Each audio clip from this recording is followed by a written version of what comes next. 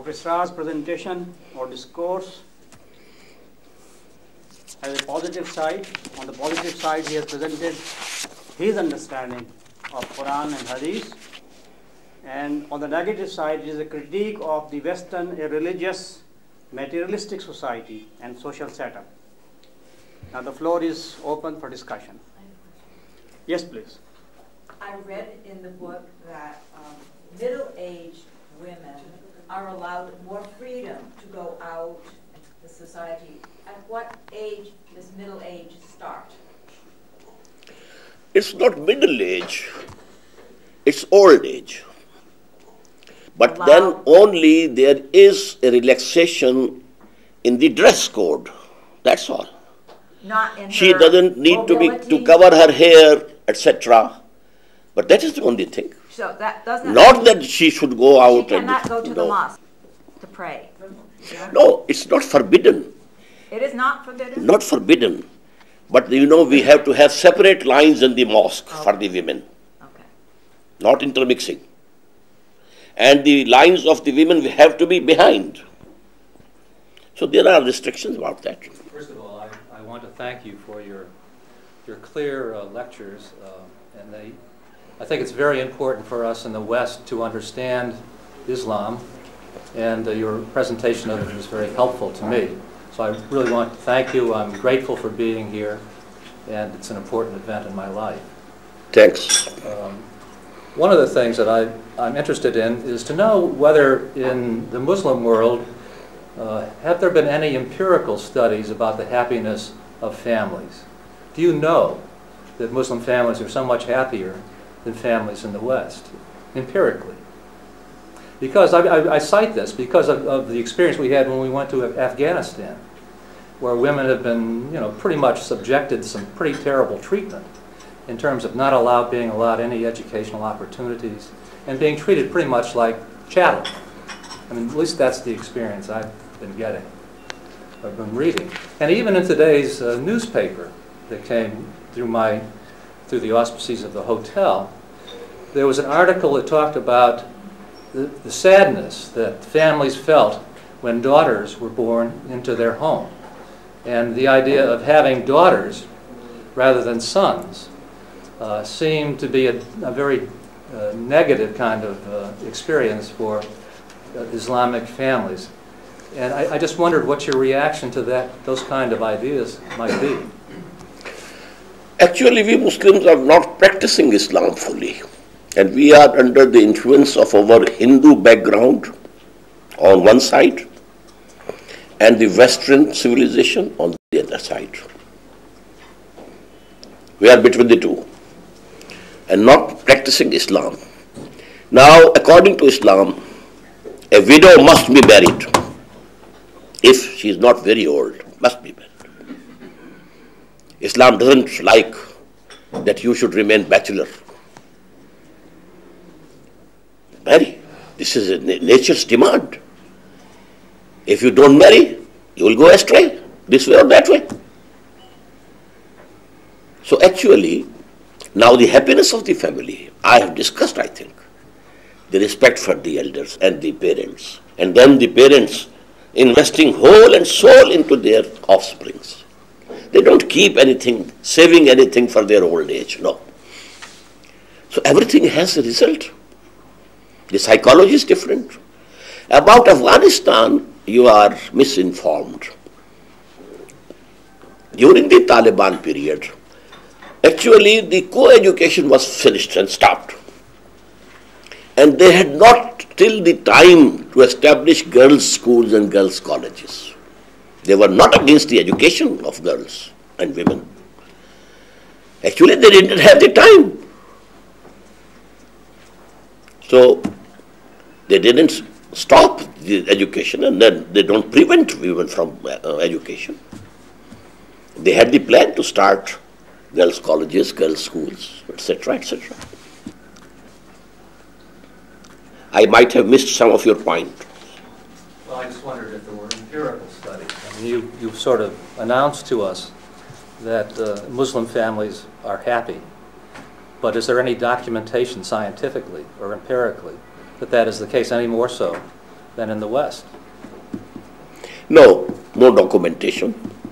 But I think this is the general feeling of all people in the West and East. Yeah.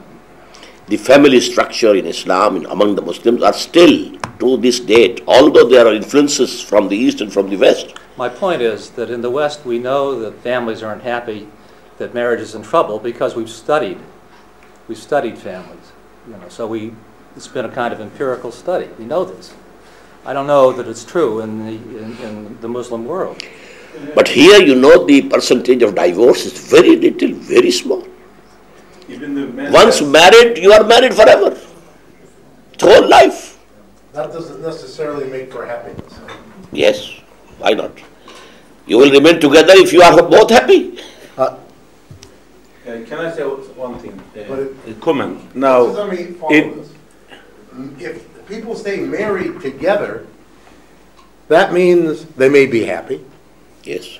It also could mean that they may not be happy. I mean, if divorce in a society is frowned upon, which it is, and or even not allowed unless the man says it is all right, then is it not possible that in some families or many families, we could have a very unhappy situation? We could have an unhappy situation, perhaps most especially with the woman. Is that not possible? But the teaching of Islam is that you get separated if you are not happy among yourself. And the woman can get the divorce without the consent of the husband through court. Court will give the verdict, you are separate now. But still, this percentage of divorce here is very low, very low. can I add one thing? Oh, go ahead. Yeah, just because it is related to the subject. Yes. Now, in Muslim countries, mostly man has the right of divorce. If he says you are divorced, finished. But still, the rate of divorce is very low. This is a sign. Okay. Now, in West, we have to go to court, etc., etc. But here is not so. If man says to his wife, you are divorced, finished. But still, the rate of divorce, like Turkey, is very low. And although we have a lot of very severe economic conditions, etc., but still rate of divorce is almost zero. But this is a sign. I think it is an answer to A very pertinent point. Dr. Ralph's question. Yeah. This is a sign. It is an empirical study. Yes. Yeah, just a comment from my family background. My grandfather divorced my grandmother at least 1 million times, and she never left him. That's true, and he was in a state of anger most of the time. You are exaggerating. There might not be million days in their lives. I mean, lots of times. She never left him. Okay. But on the humorous tone, I'll come back after Louis. First of all, again, it's a privilege for me to be here, to be at this table. Thank you. My question is about polygamy. Polygamy, yes, it is allowed. But it is not imperative that you must marry more than one or two or three. It is allowed. And the grounds are, number one, there are certain occasions. For example, there is war. In the First World War, Second World War, how many men perished? Now women, they were without husbands. If there is polygamy, they will also be living normal human life. Secondly, the sexual urge in males is not equal in all of them. The lust for wealth is not equal among all the humans. In the same way, the sexual urge. There might be certain males who are so much stronger in their sexual urge that one wife can't do it. Because the sexual process in women is restricted, interrupted by the periods, by pregnancy, and so on and so forth. So polygamy is natural, but it is not essential. So this could be one of the reasons for the lower rate of divorce then? That? Lower rate of divorce. Divorce could be, this could be one of the reasons. No. Because in the States, this would be considered, I mean in the States, what I mean is in Christian marriage, this is considered adultery. To have second wife is adultery. Yeah. Yes, no, not in Islam. There you have to divorce one wife to have another one. Yeah. Yes, that is why that is one factor for the greater number of divorces. We call it serial. Or you have to accuse her of some adultery and some, something, and then only can the, Christian marriage can be finished. So these are things, Can I have at you again just a little bit? I'm sorry. Now that I've started. You said earlier in your lecture that the Quran speaks to human equality. Human equality. There's no one higher nor lower, and so forth. And then you said it's whatever you have in your heart that counts. And I wonder if it's more than that. It's not only what's in your heart, it's what you do. It's what you do. It's your actions. We talk about orthodoxy, right thinking, but we also talk about orthopraxy, right doing. Right doing. Both are very, very important. Yes, I admit. I guess you recognize it. I accept. But in terms of equality in marriage, you say there is no equality. There's no equality. No equality in marriage. That the man is head of the woman. Yes. Yes. But in our conception of marriage, it's a partnership. The man and the woman engage in a partnership. Some have more skills, perhaps in business or in some other respect than the other, and so they contribute to the good of the whole, rather than kind of strict division of labor. So there is this kind of sharing that in a good marriage takes place. At least that's been my experience, and the experience of people who have been involved in good marriages. It's not a superior-inferior kind of relationship. I didn't use these words for that relationship. But they sounded like it. Actually, marriage is a partnership. But even in partnership, if you have a common business with your friend, maybe you own 2/3 and the other one 1/3. So equality in authority and in rights, in the administration of the family, that is not there. You have to have one on top. Otherwise there will be chaos. No, I don't agree. At least that's not been my Yes, you experience. are free to disagree. Is that for me to say?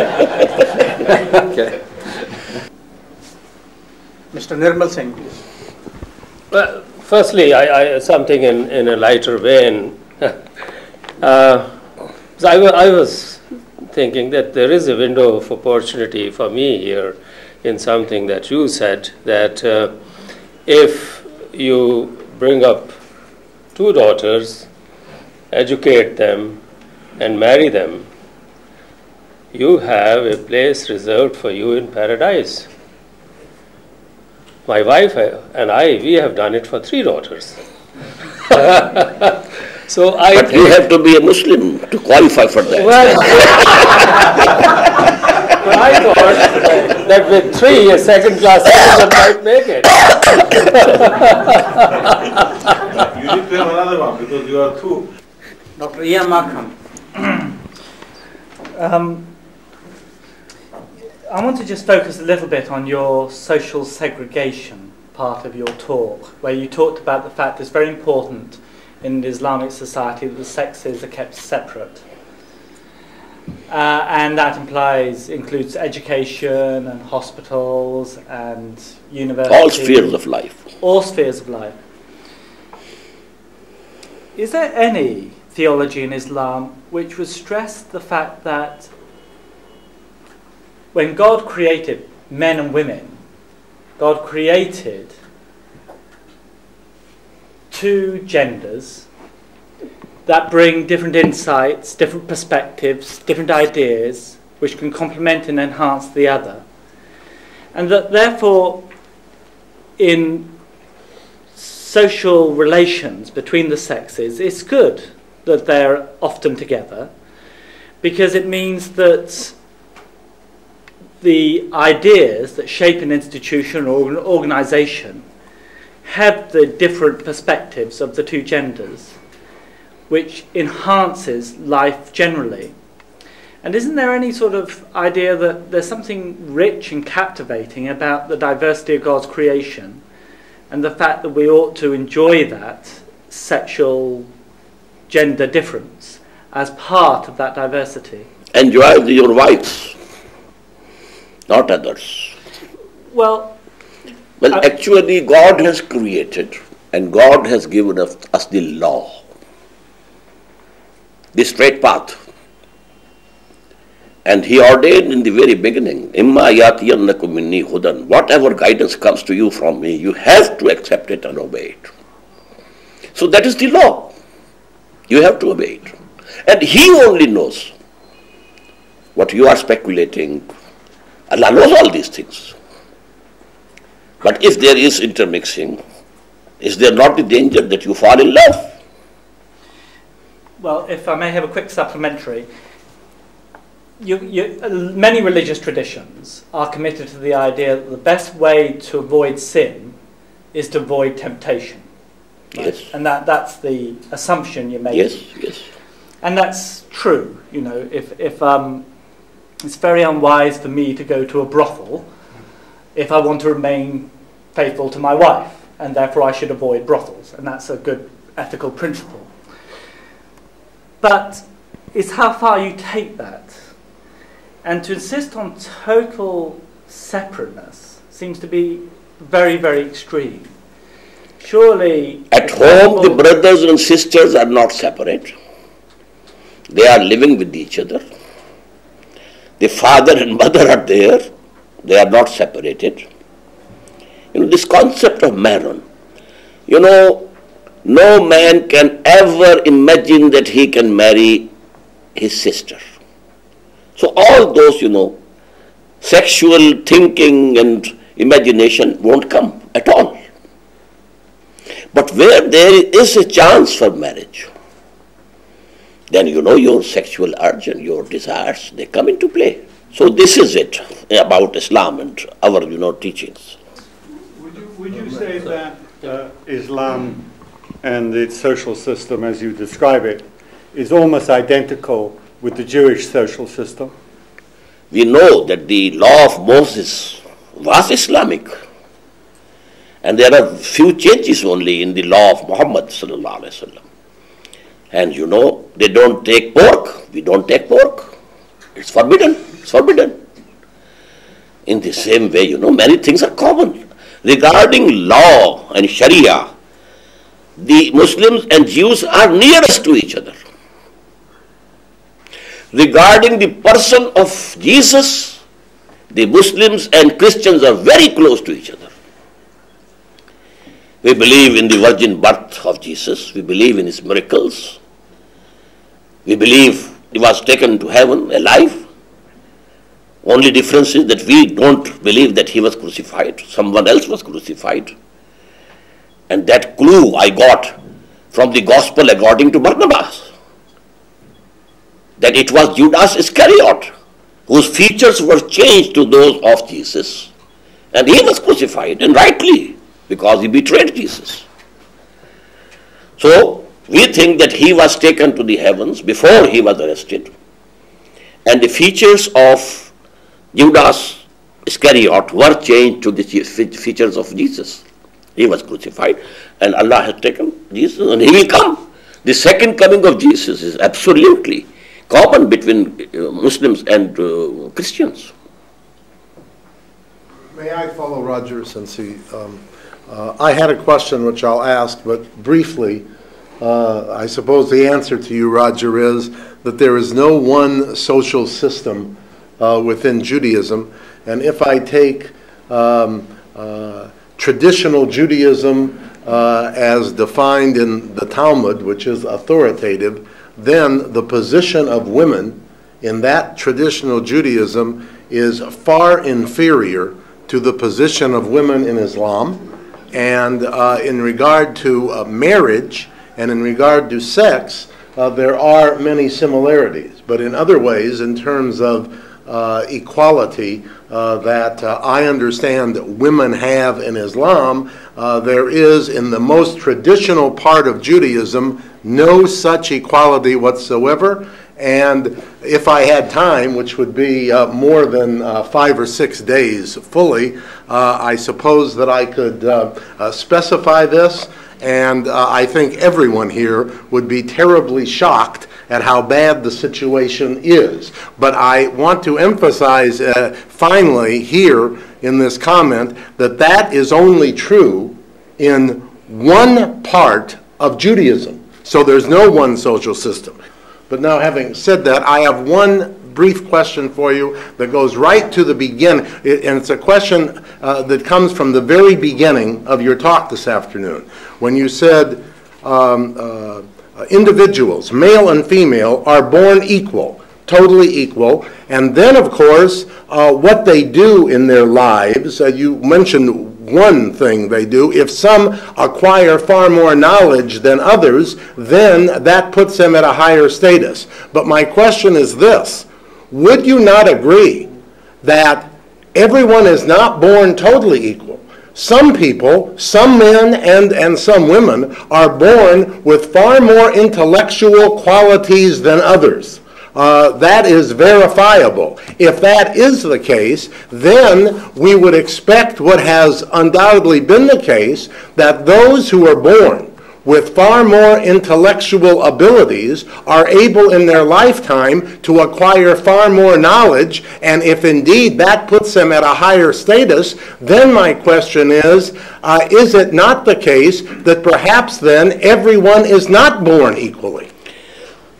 I again say and stress that by birth they are equal absolutely. When, due to their higher intelligence, they acquire more knowledge, more wisdom, then they become superior. But the status as humans is absolutely equal. As moral agents, as persons. Yes, sister. I have been... And Marshall, please. I'm sorry.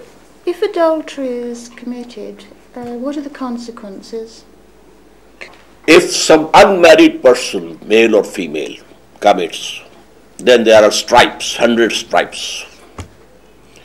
If a married man or woman commits it, then he or she is to be stoned to death. And this is also, is this the case in Judaism also? Stoned to death? Is it there? It was. It was. No, that's not why I'm hesitating. I'm hesitating because it has happened. There are, as I'm sure there are in Islam, some Judaic theologians who say it has happened because that is what is ordained from God, but there are many other very traditional Orthodox theologians who would disagree with that. So you are not incorrect that there has been that belief that has happened, but that again is only one aspect of Judaism, and since I myself do not claim to have the true, total, correct Word of God as to which is the most correct interpretation in Judaism, I won't go any further than that, although it's fairly obvious that I would certainly not agree with the stoning to death. Colleen. Please. Yes, Dr. Israr, thank you very much for your lecture tonight and all these days that we've been with you. Thank you. I would like to ask a couple of questions and also make a statement, but I'll leave the statement until after you've had a chance to answer the questions. My question has to do with the issue of divorce. And the other, that's one question. Can you delineate some of the consequences of divorce if a man seeks divorce versus if a woman seeks divorce? Maybe that would be instructive for everyone because there are differences. And could you also talk about it just flew out of my head. Consequences of a man seeking divorce versus a woman seeking divorce from her husband. Man doesn't seek divorce, he divorces. Right. He has the authority to divorce straight off. So the But consequences a woman for him. has to seek divorce, and we call it khula, and she have to surrender total or a part of the dower money that was paid to her at the time of marriage. So that is the law in Islam. Can I ask, does that include cases where the woman seeks divorce for cause? In other words, the husband has failed in his Islamic duties to her. For example, he's failed to support her or whatever other duties. On this ground So she does can she- seek divorce. And does she still have to seek Even the on dower? the ground that the wife doesn't like the husband, she can seek divorce. And the Prophet ﷺ decided such. A woman came and said, I don't like him. Then he got her confined to a room which had all, bad things in it. And she remained there for the night. In the morning, the Prophet asked, how you pass your night? This was the best night that I have passed when my husband was away. So the Prophet decided, okay, you are separated. This is the right of woman. And if a man divorces his wife, what are his obligations to her? Are there any? Only for a certain time he has to support her. 3 months, 4 months, different, financially. And he has to pay, if he has not yet paid the dower money, now he has to pay. That's all. Nothing more.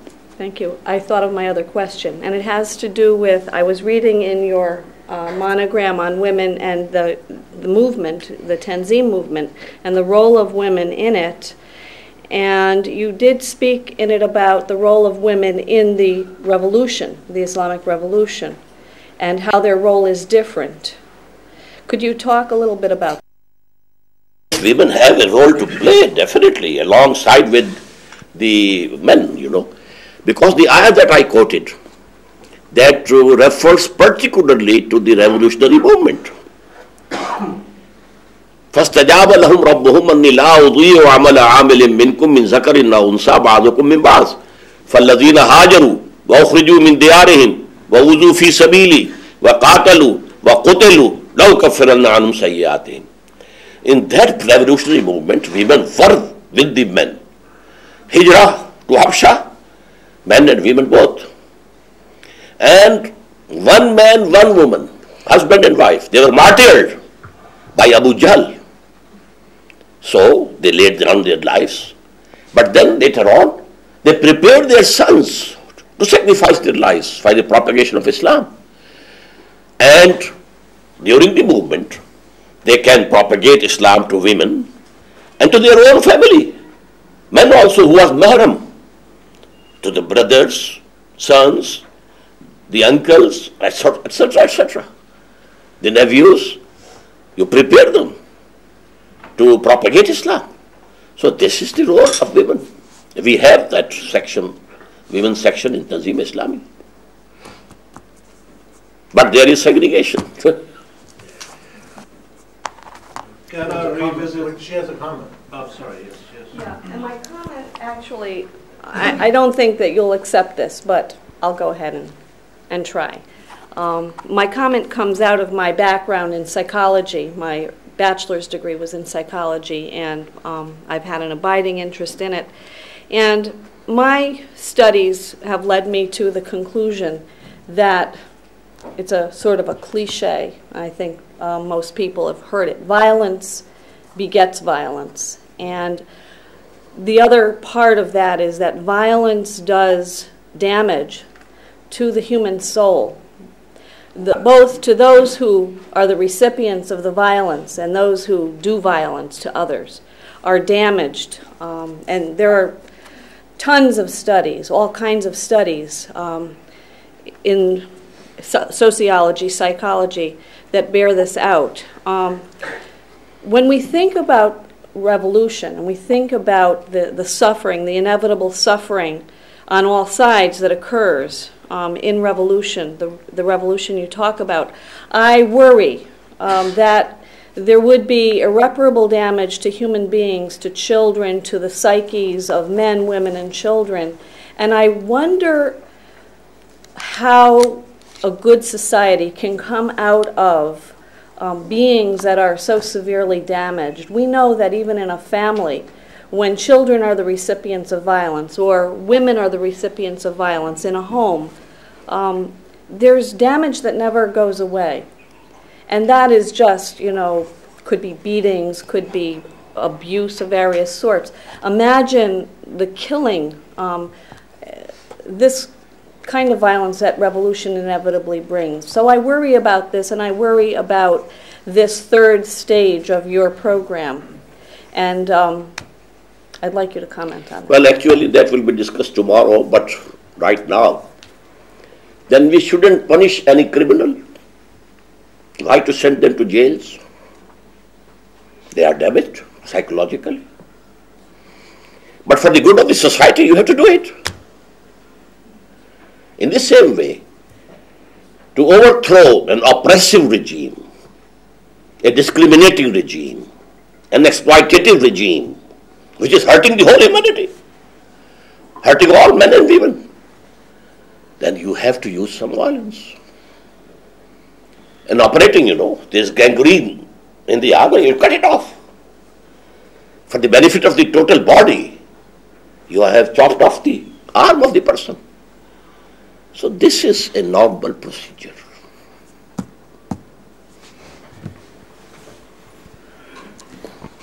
Yes, yeah, Malcolm, please. Go ahead. We haven't used the word feminist yet, feminism or feminist, and I'm very sympathetic to feminism. And I think I'm sympathetic to it for two reasons. The first is that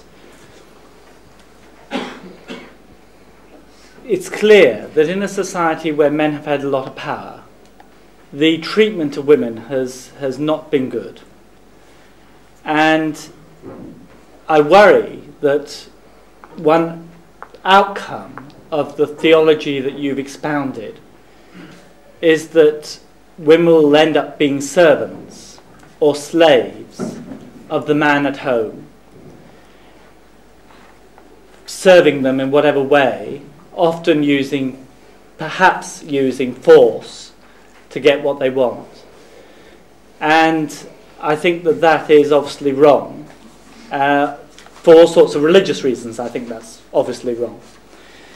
The second reason I worry, the second reason I'm sympathetic to feminism is because in a society where we share the power with women, then the option of both having a family and having a career are also shared.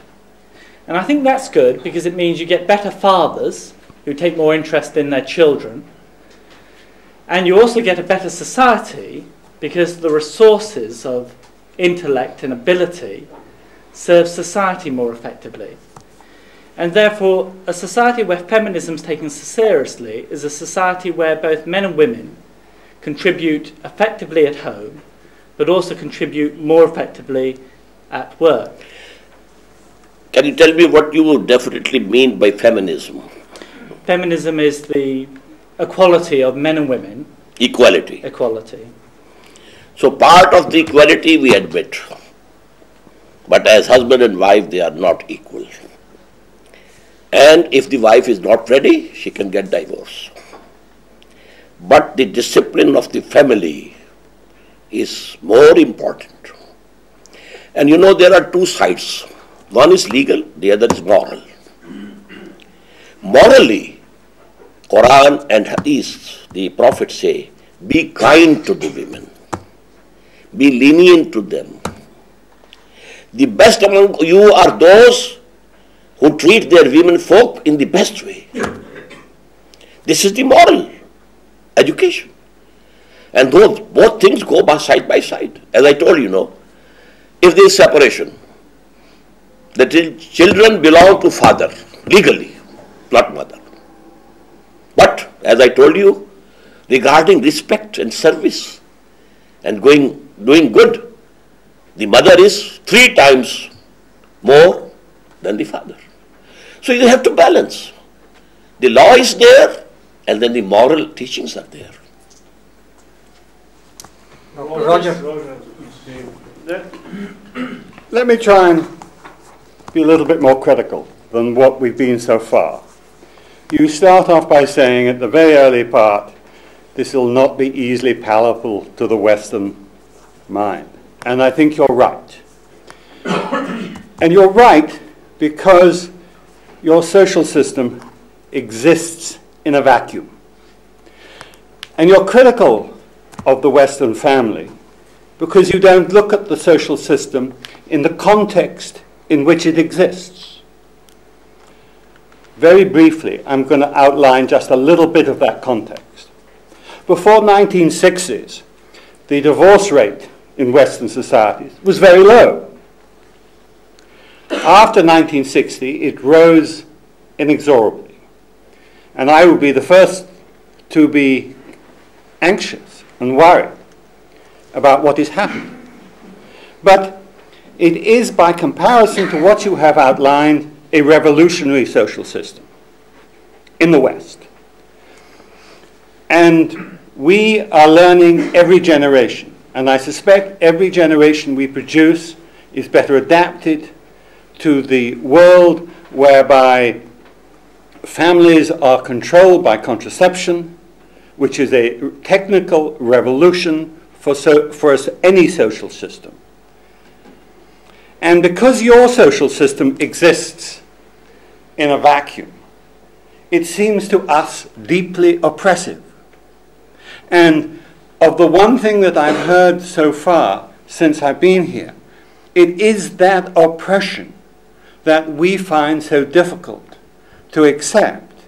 Now, of course, it's ideal that old people should be looked after by their families. But you have to look at the context in which the breakdown of families happen, the growth of a capitalist society which you wish to have in your new revolutionized society. And if you have capitalism as you wish to have it, then you will have the same breakdown as we have to the present time. I said we have a limited capitalism and we have to change the capital. And there are steps. Interest, banned. Speculation, banned. Trading only, cash. Or if it is for future, total price is to be paid in the beginning. So the capitalism of West, modern capitalism, and the capitalism of Islam, they are very far apart. And I couldn't understand what you mean by a vacuum. You can say that we are existing in vacuum, but only from one point of view. That a civilization has dominated the whole of the globe. And we are against that civilization. But we are powerless up till now. We dislike it. But we are very much in it.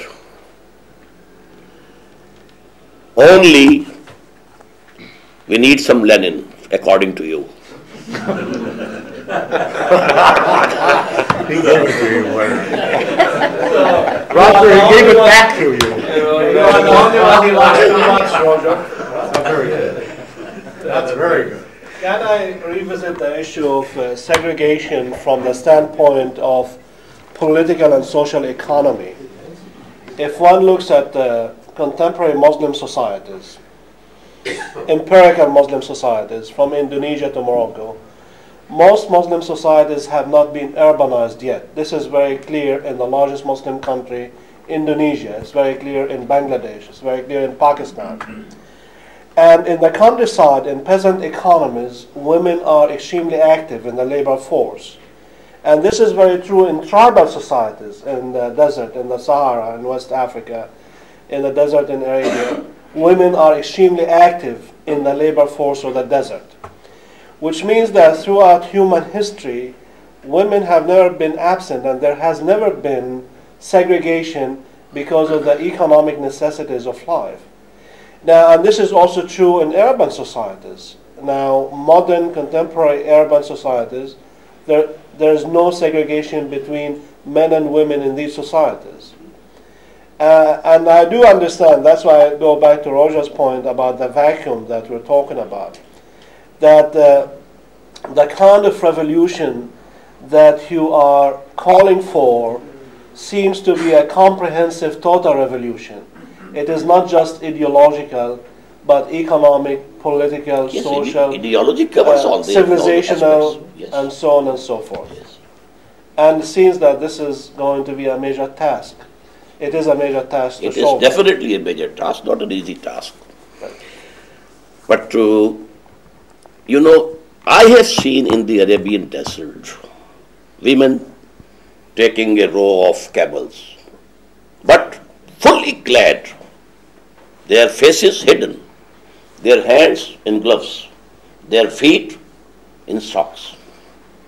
They were working. In our countryside also, the women, they are not doing any makeup. They have all their body covered up. The saath is there, and you know they have to work with their men. Where their men are there. Yes. In the field, their mahrams are there. So actually, if we take the whole situation as a whole, it's not very far off. I do want to revisit this, the power relationship within the family structure, because I find that the key words are obey and obedience. The key word is that the man will be provider. The key word is that woman will obey and be obedient. Now, and I'm so glad that Ibrahim brought out this fact that women have been and continue to be major economic contributors to family income in all segments of society, irrespective of whatever their faith persuasion may be. There are numerous studies, I myself have carried out in Indian context, and we have found them. So, what I therefore conclude from that position is this, that the man really has not been a provider the way it was expected the man should have been. The women have had to go out and work, and at the same time we place upon them the burden of rearing the family to bring up the children. And if I know the Indo-Pak men, which I think I should know, then we think, my mother thought that sons were God's special gift. And that there is so much of evidence about the infanticide of females in this subcontinent. So, men don't want to do much more than what they are doing. The burden is continuously transferring on to women, and they have carried it ever so long. I really don't know why they want to go out and work. I really don't know why they want to go out. I think they should possibly agree with you and say, hey, tell these men to be good providers before they ask me to obey them. I agree with you, brother. The burden has to be borne by the males, and let me state here, this is the worst exploitation of women. They bear children, they suckle them, they rear them, and they have to go out also to work. A stay-at-home mom is the biggest blessing for the children. We are actually exploiting. Revolution here. So I am always speaking of a revolution. We need a different kind of revolution here, altogether different kind, where we bring one aspect of that revolution you dislike, but the other You like it. We should continue our dialogue. I have a question here.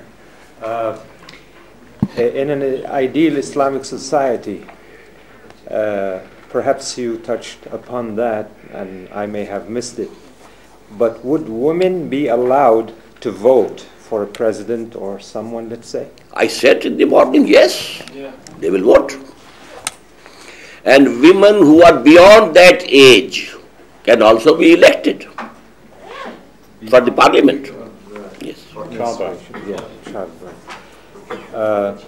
The age which sister referred, you know. Okay, just another quick question. Regarding women and if they were permitted by the husband to work, would she be expected to share part of her wealth or earnings, I should say, with the husband? There's nothing haram about it, but she cannot go and work in an environment where there is mixing of men and women. I told she can be a teacher, she can be a lady doctor, she can be a nurse, but you know the working hours of women's duty should be less so that they can look after their... So he's asking about the earnings. Well, a teacher, if she's working, she's earning. Yeah, is he going to share it with her husband or not? Is she expected to share the earnings No. with the husband? No, it will be her. But if she does it voluntarily, it's good. That's a different story. Thank you. Dr. Markham, last question maybe. It's been Yes. it's been generally accepted that between 5 and 10% of the human population, in whatever country they live, are homosexual. About 5 to 10% of the population is homosexual. How would Islam regard these people? How would they? It's a very big sin to be punished. How would they be punished? That can be a ta'zir, you know. A punishment can be fixed by the state. It has not been mentioned in Quran. We have two types of punishments. One which have been mentioned specifically in Quran and the Hadith, and the others which a state, Islamic state, can determine itself. But I missed your point. What percentage of people are homosexual according to your idea? Between 5 to 10%. 5 to 10%. Actually, if I may make a comment on this, I have just read a hadith which is authentic, in which the Prophet said, in this instance, when two of same sex commit, homosexuality or, this sexual relations, then the doer as well as the one who is they should be killed. Actually, I'm not an expert in Islamic law. That's not my subject. And why? This is because unless there is the will at the national level to establish and enforce Islamic law, there is no use in going into these discussions. So first of all, a revolution has to be brought about.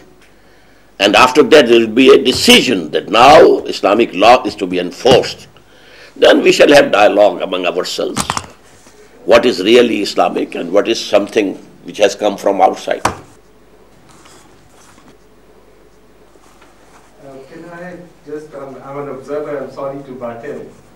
Regarding the statement that 5 to 10% people are homosexual, there is a very strong scientific study that regarding animals, in their natural habitat, they don't exhibit homosexuality. In a zoo, they do. In a zoo, they do? In a zoo, they do. There are 7 or 8 things, which include, for instance, obesity is also something that animals, get into in a zoo, but not in their natural habitat.